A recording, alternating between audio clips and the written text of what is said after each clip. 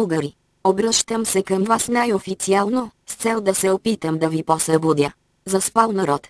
Отиваш си в заспало положение. С затворени очи ще се погубиш. Държава, притежаваща велика история, сега е жалко подобие на това, което е била. Управляват ни хора с болни амбиции, които всъщност само крадат под носовете ни. Трябва ли да продължим да търпим? Трябва ли да позволяваме да се случва това? Трябва ли да вървим с затворени очи, мислейки си, че животът ни е нормален?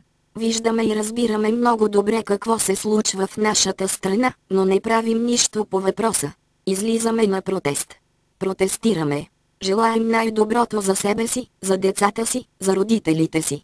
Желаем най-доброто за българския народ в бъдеще. Случва се обаче така, че родната полиция не ни пази, както се пее в песен на гласовития Веско Маринов, а ни бие и гази. Потушава протестите ни с цената на кръвопролития. Откъдето и да го въртят политиците, откъдето и да го усукват, факт е, че няма работа за българите в собствената им страна. Ако някой депутат се опита да ме опровергае, ще го попитам на драго сърце защо тогава младите бягат извън страната ни. България е дом на безчинства, побоища и грабежи. Кажете ми, че това е лъжа. Хайде, направете го.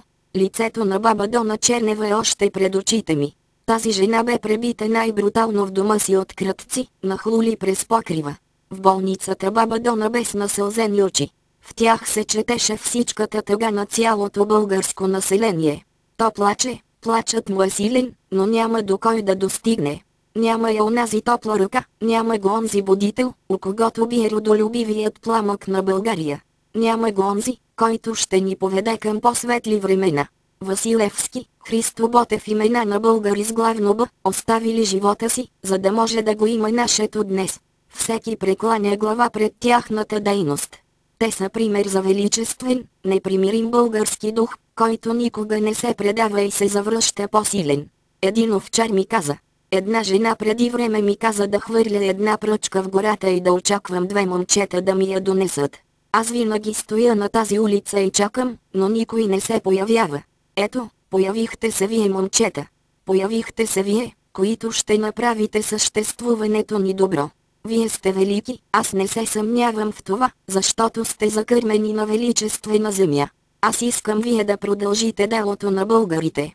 Аз, старият овчар, на газова лампа вечер, с най-хубавото кърваво перо от кокошка, ще пиша писмо като Паисий Хилендарски, с което ще възродя българщината във всички, които са я изгубили.